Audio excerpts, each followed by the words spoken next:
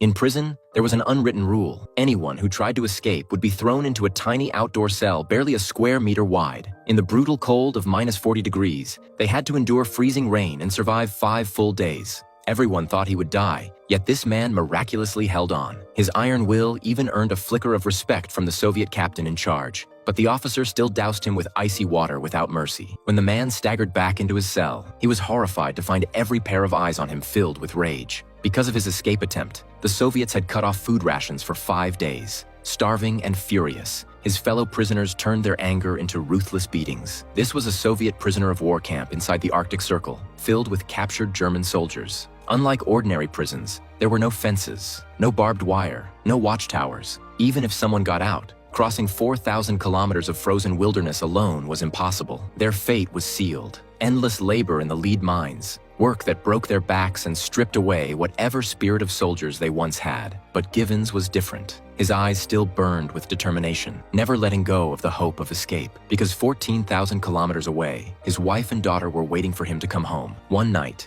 while repairing a generator in the machine room, Givens noticed a conveyor belt nearby. Suddenly it hit him. This was his chance. Without hesitation, he climbed onto the belt, slipped off at just the right moment, and dove into a mining cart. He didn't think about what came next. All that mattered was getting out. But within a minute, the cart hit a wooden beam and came to a halt. This escape was over before it even began. For that, Givens was thrown back into the pit for another 5 days and nights. Yet even then, he didn't give up. He still dreamed of seeing his wife and daughter again. At that moment, fate began to shift. Givens crossed paths with the one man who would change everything, the camp's doctor. The doctor, once a German prisoner himself, pitied Givens and decided to give him a gift greater than life. He told him the camp was filled with lead poisoning. Everyone would eventually die unless they escaped. The doctor had planned his own escape long ago, but cancer left him too weak to act. Moved by Givens' unyielding eyes, he chose to pass the chance of freedom to him instead. He handed over a map, pointed out hidden food caches, and even took off his own sweater to help Givens survive the cold. The doctor had just one request. If Givens made it out alive,